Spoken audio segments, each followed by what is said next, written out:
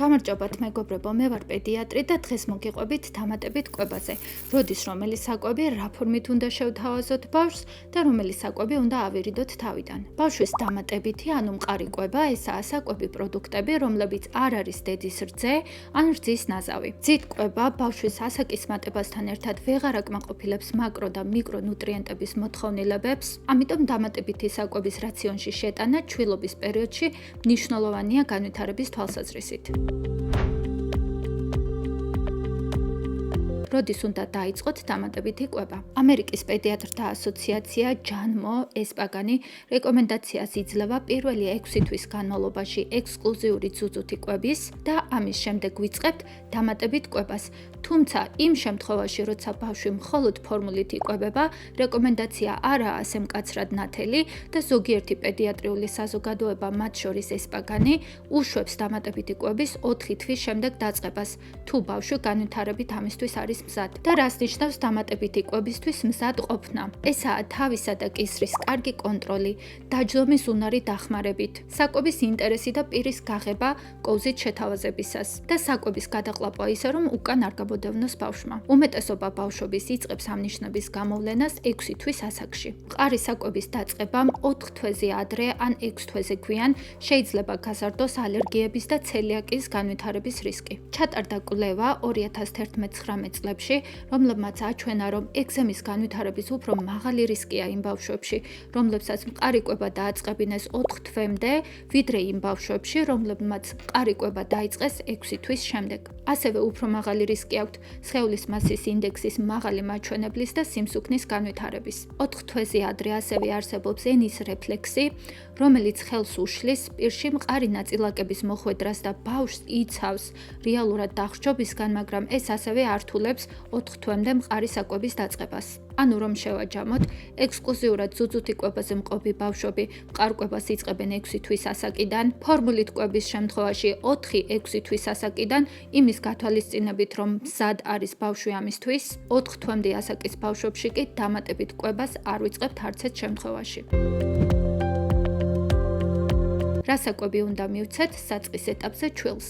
ამერიკის პედიატრთა აკადემიის რეკომენდაციით, უმეტესი ბავშვებისთვის საკვების კონკრეტული თანმიმდევრობით მიცემა საჭირო არ არის, მაგრამ ტექსტურა თანდათან უნდა გახდეს უხეში, ანუ ფაფიდან გადავდივართ რბილ საკვებზე, შემდეგ კი დაჭრილ მყარ საკვებზე. ტრადიციულად პირველი საკვებია რკინით გამდიდრებული წიწიბურას ან ბრინჯის ფაფა, რადგან არ არის ალერგიული, ადვილად გადამუშავდება და წარმოადგენს აუცილებელი რკინის კარგ წყაროს. 7-8 თვისთვის ჩვილი უკვე უნდა იკვებებოდეს ჩამოთვლილი საკვებით. ჩვილთა ფაფები, წიწიბურა, ბრინჯი და სხვა ერთმარცვლოვანი ფაფები, შემდეგ უკვე მრავალმარცვლოვანი და შერეული ფაფები, ხორცი ან სხვა პროტეინის წყარო, ხილი, ბოსტნეული, იოგურტი და სხვა რძის პროდუქტები. რეკომენდებულია, რომ ყოველ რამდენიმე დღეში მივცეთ ერთი ახალი საკვები, ერთკომპონენტიანი პროდუქტით, რათა შესაძლებელი იყოს ალერგიის იდენტიფიცირება. ხორცი წარმოადგენს რკინის და თუთიის წყაროს, ამიტომ კარგი ადრეული დანამატია,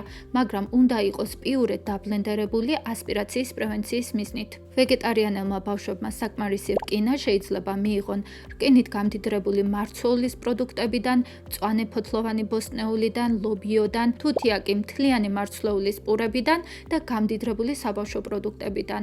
როგორ შევთავაზოთ ბავშვს ახალი საკვები? თავიდან მიეცით ერთკომპონენტიანი საკვები. არ შეურიოთ სხვადასხვა საკვები, როცა პირველად აძლევთ, რადგან ეს დაგეხმარებათ გაარკვიოთ, აქვს თუ არა ბავშვს რაიმე ალერგიული რეაქცია. ამიტომ ველოდებით 3-5 დღე თითოეული ახალი საკვების მიცემის შემდეგ ვაფიქსირებთ, აქვს თუ არა ალერგია ბავშვს და შემდეგ გადავდივართ სხვა საკვებზე. ზოგადად ალერგიულ საკვებში შედის ძროხის რძის პროდუქტები, კვერცხი, თევზი და ზღვის პროდუქტები, ხილეული, განსაკუთრებით მიწის თხილი, ზოგიერთი ხილი, მაგალითად მარწყვი, კივი, ანანასი, ზოგჯერ ყურძენიც და ბანანი. ასევე ხორბალი გლუტენის გამო, სოიო და ასე შემდეგ. ალერგიული რეაქცია შეიძლება გამოიხატოს შემდეგნაირად: გამონაყარი, ჭინჭრის ციება, ურტიკარია, სახის და ტუჩების შეშუპება, ღებინება, მსუბუქი საშუალო დონის სუნთქვის გაძნელება. კვერცხზე ალერგიის მქონე ბავშვთა ნაწილს აქვს ატოპიური დერმატიტი. ძროხის რძეზე ალერგიამ შეიძლება გამოიწვიოს სისხლიანი განავალი და მუცლის ტკივილი. ხორბლის გლუტენზე ალერგიამ შეიძლება გამოიწვიოს არასპეციფიური გამონაყარი, მუცლის შებერილობა და ქრონიკული წონის ჩამორჩენა. ყველაზე საშიში ალერგიული რეაქცია კი არის ანაფილაქსია, რომელიც ყველაზე ხშირად მიწის თხილზე და ზღვის პროდუქტებზე ვითარდება. ახალი საკვების შეთავაზებისას იყავით მხიარული, მოიფიქრეთ სხვადასხვა სათამაშო აქტივობები. პირველად სცადეთ საკვები თავად, რათა ბავშვს აჩვენოთ, რომ მოგწონთ და ამის შემდეგ შესთავაზეთ მას. მიეცით ბავშვს სხვადასხვა საკვები, რომ მან გადაწყვიტოს დღეს რომელ საკვებს გასინჯავს. როგორ უნდა მოვამზადოთ საკვები ჩვილისთვის? დასაწყისში ბავშვისთვის უფრო ადვილია გლუვი ტექსტურის მქონე პიურეების და გახეხილი საკვების მიღება. ახალ ტექსტურაზე მიჯობა სჭირდება დრო და ბავშვის ჭამის უნარების ზრდასთან ერთად თანდათან შეიძლება მისცეთ უფრო სქელი, მარცვლოვანი საკვები და ბოლოს მყარი. ზოგიერთი საკვები დახრჩობის რისკს ქმნის, ამიტომ მნიშვნელოვანია ბავშვის ასაკის შესაფერისი ტექსტურის მქონე საკვები მისცეთ. ბოსტნეული და ხილი გახეხეთ პიურეთ, სანამ გლუვი ტექსტურა არ ექნება. მოხარშეთ საკვები იმდენად, რომ ადვილად დაისრისოს ჩანგლით. მყარი ხილი და ბოსტნეული ჯერ მოხარშეთ, ან გამოაცხვეთ, შემდეგ დააპიურეთ. გააცალეთ ყველა ცხიმი, კანი, ძვალი, ქათმიდან და სხვა ხორციდან მომზადებამდე. ამოიღეთ თესლი, კურკა ხილიდან, ცილინდრული ფორმის საკვები კი ჯერ გრძივად გაჭერით და შემდეგ თხელ ნაჭრებად. მრგვალი ხილი, ყურძენი, ალუბალი, კენკრა, პომიდორი უნდა დაიჭრას წვრილად. მარცვლოვანი პროდუქტები კი ჯერ მოხარშეთ, შემდეგ დააპიურეთ. რაც შეეხება საკვების რაოდენობას, ბავშვის კუჭი პატარაა და ბევრ საკვებს ვერ იტევს ამიტომ. პორციები უნდა იყოს ძალიან მცირე, დაიწყეთ 1-2 სუფრის კოვზით. დამატებით კვებას ვაძლევთ რძის ან რძის ნარევის მიღების შემდეგ. დააკვირდით სურს თუ არა კიდევ და შემდეგ გააგრძელეთ. კოვზების რაოდენობა იზრდება იქამდე, სანამ სრულად არ ჩანაცვლდება დღის განმავლობაში ძუძუთი კვება 2-3 ჯერ. 8-დან 12 თვემდე ეს პერიოდი ხასიათდება კვების უნარების განვითარებით. ბავშვი იწყებს თითებით საჭმლის დაჭერას, კოვზის გამოყენებას და რბილი საკვების თავად ჭამას. ამ ასაკში ბავშვს დღეში 750-დან 900 კალორიამდე სჭირდება. აქედან 400-500 კალორია დედის რძეზე ან რძის ნარევზე მოდის, ეს არის დაახლოებით 720 მილილიტრი, დანარჩენი მყარკვებაზე. დაახლოებით 8 თვისას შეგიძლიათ უკვე შესთავაზოთ უფრო მკვრივი საკვები, ნაკლებად პიურესებრი იოგურტი, შვრიის ფაფა, დაჭყლეტილი ბანანი ან კარტოფილი, უფრო სქელი ბოსტნეულის პიურე.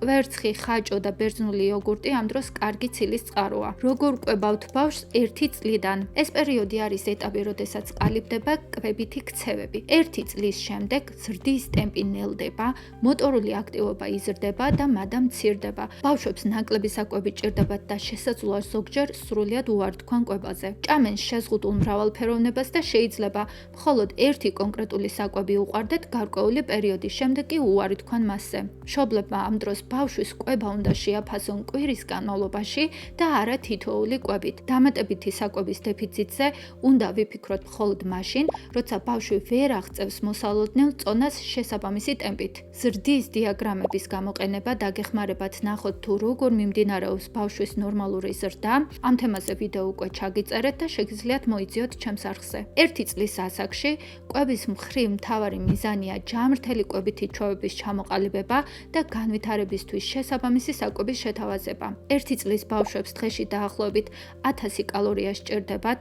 ნუ აიძულებთ ბავშვს ჭამას, ზოგჯერ ერთ დღეს ბევრს ჭამენ, მეორე დღეს საერთოდ არაფერს. არ მისცეთ ზედმეტად დამარილებული, ტკბილი, ცხიმიანი ან მძაფრად შეზავებული საკვები. დახრჩობის რისკი ისევ მაღალია, ამიტომ საკვები უნდა იყოს დაჭრილი ძალიან პატარა ნაჭრებად. ყოველთვის უნდა იჯდეს და იყოს მოზრდილის მეთვალყურეობის ქვეშ ჭამისას. 1-დან 2 წლამდე ბავშვმა ეტაპობრივად უნდა გადაინაცვლოს რბილი კვებიდან ოჯახის ჩვეულ კვებაზე და 2 წლის ბავშვი უკვე უნდა ჭამდეს ოჯახის საერთო მაგიდასთან. არ გაამახვილოთ ზედმეტი ყურადღება მიღებული საკვების რაოდენობაზე და არ აიძულოთ თებშის მოსუფთავება. ჯანმრთელი კვება შესთავაზეთ ოჯახის მაგალითზე. კვების გაუმჯობესებაზე კონსულტაციაში უნდა შედიოდეს მშობლებისთვის მითითება, რომ გამოიყენონ საკუთარი გავლენა, რათა ჯანსაღი საკვები სახლში ხელმისაწვდომი და მიმზიდველი იყოს. 2 წლიდან ბავშვი საერთო მაგიდასთან თვითონ იკვებება, რაც მას საშუალებას აძლევს თავად განსაზღვროს მიღებული საკვების რაოდენობა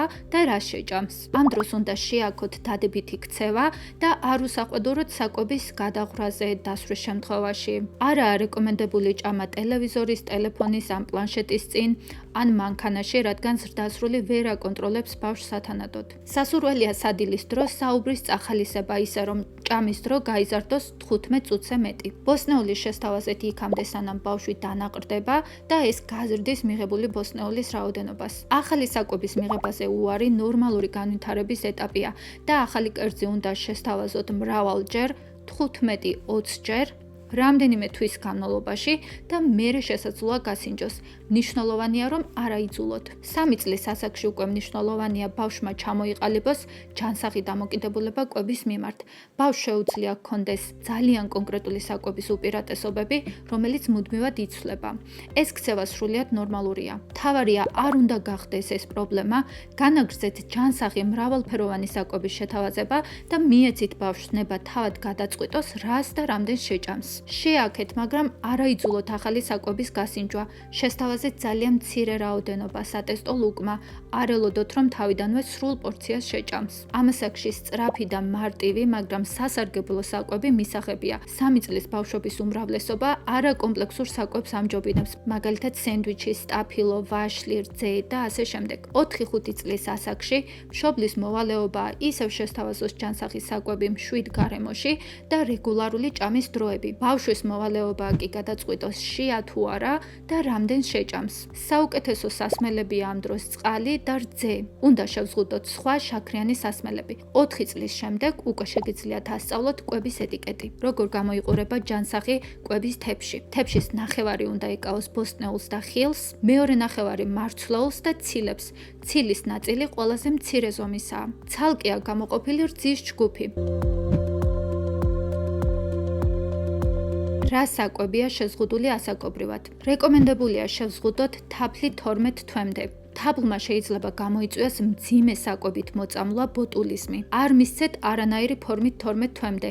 არ დაუმატოთ თაფლი ბავშვს საჭმელში, წყალში, ნარევში ან საწოვარაში. არ მისცეთ საკვები, რომელიც სასუნთ გზებში გადაცდენის რისკია, მაგალითად მრგვალი ფორმის თხილი, ლობიო, ტკბილეული, პოპკორნი, სოსისი, ხორცი, რომელიც არ არის კარგად დაბლენდერებული, ყურძენი თუ არ არის დაჭრილი. თლიანი თხილი უნდა იყოს შეზღუდული 2-3 წლამდე, რადგან ხეჭვისას ბოლომდე მაინც არ იშლება და მისი მცირე ნაწილების ასპირაცია და პნევმონია შეიძლება მოჰყვეს. რაც შეეხება რძეს, წლამდე ბავშვს ძროხის რძეს არ ვასმევთ. 1 წლის ასაკიდან კი ბავშვებს შეუძლიათ დაიწყონ ძროხის რძის მიღება, მაგრამ ნაღები არ უნდა მისცეთ 2 წლამდე. მშობლებმა უნდა შეზღუდონ მიღებული რძის რაოდენობა, რადგან დიდი რაოდენობით რძის მიღებამ შეიძლება შეამციროს მადა სხვა საკვების მიმართ და გამოიწვიოს რკინის დეფიციტი. 1-დან 2 წლამდე ბავშვებისთვის დღიური რძის რეკომენდაცია 1,5-2 ჭიქის ექვივალენტი, მათ შორის ძროხის რძე, ან შესაბამისად იოგურტი, ყველი, სოიოს რძე, უმი რძე კი ბავშვებს არ უნდა მისცეთ, რადგან არაპასტერიზებულ რძეში შეიძლება იყოს სიცოცხლისთვის საშიში ბაქტერიები. რაც შეეხება წვენებს, იგი დაბალი კვებითი ღირებულებისაა, ზრდის კბილის კარიესის რისკს და 12 თვემდე წვენის საერთოდ არ უნდა მისცეთ. 1-3 წლის ბავშვებში კი წვენის მოცულობა უნდა შეიზღუდოს დღეში დაახლოებით 120 მილilitrამდე, ანუ ნახევარ ჭიქამდე. 4-6 წლის ასაკში 3/4 ჭიქამდე, 7 წლიდან ზემოთ 1 ჭიქამდე. არაა სასურველი დამატებული შაქრის შემცველი საკვები, მაღალი მარილის შემცველი საკვები, მერკურის მაღალი შემცველობის ზოგიერთი ტიპის თევზი, რადგან მერკური შეიძლება საზიანო იყოს ტვინისთვის და ნერვული სისტემისთვის. არ უნდა მისცეთ კოფეინიანი სასმელები. 24 თვემდე ბავშვებმა არ უნდა მიიღონ ჩაი, ძე, კოკა-კოლა მაგალითად, ან ენერგეტიკული სასმელები. რა ვიტამინები და მიკრონუტრიენტები უნდა დავუმატოთ ბავშვს დამატებით კვებაზე გადასვლის შემდეგ? ვიტამინების დამატება იშვიათად არის საჭირო ბავშვებში, რომლებიც მრავალფეროვნად იკვებებიან რამდენიმე გამონაკლისის გარდა. D ვიტამინი 12 თვემდე ასაკის ჩვილებს დღეში 400 საერთაშორისო ერთეული სჭირდებათ, ხოლო 1 წელზე უფროს ბავშვებს 600 საერთაშორისო ერთეული. ვიტამინის ეს რაოდენობა ხელს უშლის რაქიტის განვითარებას. დამატებითი რკინა შეიძლება იყოს საჭირო, თუ თქვენი ბავშვი ძალიან მცირე რაოდენობის ჭამს ხორცს, რკინით გამდიდრებულ მარცვლეულს ან რკინით მდიდარ ბოსტნეულს. რძის დიდი რაოდენობით მიღება, მაგალითად დღეში 1 ლიტრზე მეტმა, შეიძლება ხელი შეუშალოს რკინის ათვისებას და გაზარდოს რკინადეფიციტური ანემიის რისკი. ასევე შეიძლება დავუმატოთ ფტორი, თუ იგი წყალში არის დაბალი რაოდენობით, მათ შორის საქართველოშიც და კარიესის პრევენციისთვის აუცილებელია. შეგიძლიათ დავუმატოთ წვეთების სახით 6 თვიდან 16 წლამდე, ან გამოიყენოთ ფტორის შეცველი კბილის პასტა, როდესაც ბავშვი კბილების რეგულარულ გახეხვას დაიწყებს. თუ კარიესის რისკი მაღალი არ არის, მაგალითად თუ არ იღებს ტკბილეულს და დატკბებულ პროდუქტებს. რაც შეეხება ვეგეტარიანელობას ბავშვებში. ვეგეტარიანელობა გულისხმობს დიეტას, რომელიც გამორიცხავს ცხოველთა ხორცს, საქონლის, ღორის, ფრინველის, თევზის და ზღვის პროდუქტების ჩათვლით. ბავშვობის შემთხვევაში ეს არ არის ნამდვილი ეთიკური ვეგეტარიანელობა და პედიატრიაში ამას კვების თვითშეზღუდვას ან ბავშვთა სელექციურ კვებას უწოდებენ. და რა არის რეალური მიზეზი, როცა ბავშვები ხორცზე ამბობენ უარს? ეს არის სენსორული მგრძნობელობა, ხორცი უხეში ტექსტურის არის, ძლიერი სუნი აქვს, რთულია დასაღეჭად, რაც ბავშვებს არ სიამოვნებთ. ნეოფობია, ახალი საკვების გასინჯვის შიში, ავტონომიის გამოხატვა, კვების უარყოფა ბავშვებისთვის საკუთარი ნების გამოხატვის ერთ-ერთი ყველაზე გავრცელებული გზა არის. საღეჭი უნარების ჩამოუყალიბებლობა. ხორცი მეტძალას და საღეჭ უნარებს მოითხოვს, ამიტომ ბავშვები რბილ საკვებს ამჯობინებენ. ეს ზოგჯერ ნორმალური განვითარების ნაწილია და ხდება მაშინაც კი, როცა ოჯახი საერთოდ არ არის ვეგეტარიანელი. თუნდაც ქცევითი მიზეზით ვეგეტარიანულ დიეტას ბავშვებში შეიძლება მოყვეს დეფიციტები, განსაკუთრებით რკინის და თუთიის დეფიციტი, რადგან მცენარეული წყაროებიდან ისინი ნაკლებად შეიწოვებიან, ასევე ვიტამინი B12-ის დეფიციტი, მცენარეები მათ პრაქტიკულად არ შეიცავენ, კალციუმის და D ვიტამინის დეფიციტი, რადგან ვეგანური დიეტები დაბალია ორივეთი. რა გავაკეთოთ პრაქტიკულად, როცა ბავშვი ხორცს ან ცხოველურ საკვებს არ ჭამს? თამაშით ექსპოზიცია, ანუ საჭმლის შეხება, დაყნოსვა, ხელით ტექსტილური თამაში. ჯერ თებშზე დადება, შემდეგ პატარა ნაკბეთში, შემდეგ ნელ-ნელა სრული პორცია. ძალიან რბილი და ნაზი ფორმით შეთავაზება, მაგალითად ფარში სუპები, დაგუცმაცებული ქათამი. შეგიძლიათ შეურიოთ უკვე საყვარელ საკვებში. სასურველია ხშირი, მაგრამ არაძალადობრივი შეთავაზება. ახალი საკვების მიღება ზოგჯერ 15-20 გამეორება სჭირდება. ასევე უნდა მივცეთ რკინის ალტერნატიული წყაროები, ეს არის ოსპი, ლობიო, ჭარხალი, კვერცხი, რკინით გამდიდრებული ფაფები, ქიშმიში და გამხმარი გარგარი. ასევე C ვიტამინის და რკინის კომბინაცია, რომელიც აძლიერებს შეწოვას, ამიტომ რკინის წყაროს დავუმატეთ ბროკოლის პატარა ნაჭრები ან ხილი. როდის ვეჭვობთ, რომ ეს არის არფიდი? ეს არის თავიდან არიდებისა და შეზღუდვის ტიპის კვებითი დარღვევა. ეს უკვე კლინიკური დარღვევაა, რომელიც ზედმეტად ინტენსიურია და კვების შეზღუდვა აზიანებს ჯანმრთელობას. მისი მახასიათებლებია: 10-ზე ნაკლები საკვების მიღება, ძალიან ძლიერი შიში ახალი საკვების მიმართ, სუნზე, ფერზე, ტექსტურაზე, ძალიან ძლიერი სენსორული რეაქცია, წონის მატების ჩამორჩენა ან წონის კლება, რკინის, ცილის, B12-ის დეფიციტი, კვების დროს აშკარა პანიკა და სტრესი. ეს უკვე ქცევითი პრობლემაა და საჭიროებს პედიატრთან ერთად კვების თერაპევტის ჩართვას. კვებითი დარღვევების შესახებ შემიძლია ცალკე ვიდეო ჩაგიწეროთ, თუ კი ეს თემა საინტერესოა თქვენთვის. მშობლები ხშირად ცდილობენ აირჩიონ ორგანული საკვები. განმარტებით, ესაა პროდუქტები, რომლებიც მოყვანილია პესტიციდების, სინთეზური სასუქების, გენმოდიფიცირებული ორგანიზმების, ანუ GMO-ს გარეშე. ცხოველები არ იღებენ ანტიბიოტიკებს და ზრდის ჰორმონებს. თუმცა ასეთი საკვები შედარებით ძვირია, ამიტომ თუ მათი შეძენა არ შეგიძლიათ, მინდა იცოდეთ, რომ ნუტრიციული განსხვავებები ორგანულ და სტანდარტულად მოყვანილ საკვებს შორის სავარაუდოდ კლინიკურად მნიშვნელოვანი არაა. ორგანულ საკვებზე მყოფი ბავშვების შარდში პესტიციდების დონე უფრო დაბალია, მაგრამ კლინიკური მნიშვნელობა გაურკვეველი. ასევე საქონლის ზრდის ჰორმონი ადამიანებში ბიოლოგიურად აქტიური არ არის. ძროხის რძე ესტროგენით ნამკურნალების ძროხიდან ჩვილისთვის ჰორმონულ დარღვევებს არ იწვევს. გენეტიკურად მოდიფიცირებული ორგანიზმები, ანუ GMO-ები კი თავისთავად საფრთხეს არ წარმოადგენენ. ზოგადად ორგანული პროდუქტები შეიცავენ მეტ ომეგა 3-ს, მეტ ალფა ტოკოფეროლს და რკინას, ნაკლებ კადმიუმს, სელენს და იოდს. განსხვავებების კლინიკური მნიშვნელობა კიდევ ერთხელ გაურკვეველია, ამიტომ არჩევანი ინდივიდუალურია და არც ერთი არ აზიანებს ორგანიზმს. გამონაკლისია ბისფენოლ A, ნიტრატები და ფთალატები. ნამდვილად უნდა აარიდოთ ბავშვს რამდენადაც შესაძლებელია. რაც შეეხება წყლის მიცემას, დამატებითი კვების დაწყების შემდეგ ვიწყებთ წყლის მიცემასაც. 6-დან 12 თვემდე დაახლოებით 120-240 მილილიტრი, რაც არის 1/4-დან ნახევარჯქამდე წყალი. ძირითადი სითხე მაინც რჩება ძუძუს რძე ან ფორმულა. 1-დან 2 წლამდე იზრდება 400-დან 600 მილilitrამდე დღეში. საერთო სითხის საჭიროება ეს არის წყალი პლუს რძე პლუს საკვებში არსებული სითხე. დაახლოებით უნდა იყოს 900-დან 1200 მილilitrამდე დღეში. 2-3 წლის ბავშვისთვის 600-დან 900 მილilitrამდე წყალია საჭირო დღეში, საერთო სითხის მოთხოვნილება კი 1300-დან 1500 მილilitrამდე დღეში. როგორ უნდა შევაფასოთ კვების ადეკვატურობა? 0-დან 2 წლამდე სასურველია გამოვიყენოთ ჯანმოს ზრდის გრაფები, 2-დან 20 წლამდე კი გამოიყენება CDC-ის გრაფები. 2 წლის ზემოთ წონის შეფასებისთვის ვიყენებთ სხეულის მასის ინდექსს, თუმცა რეკომენდებული ეს არ არის 2 წლამდე ბავშვობისთვის. ზრდის შეფასებაზე უკვე ჩაგიწერეთ ვიდეო და შეგიძლიათ დეტალებისთვის მოიძიოთ ჩემს არხზე. თუ ეს ვიდეო საინტერესო იყო თქვენთვის, მოიწონეთ და გამოიწერეთ ჩემი არხი. კითხვები კი დამიტოვეთ კომენტარებში.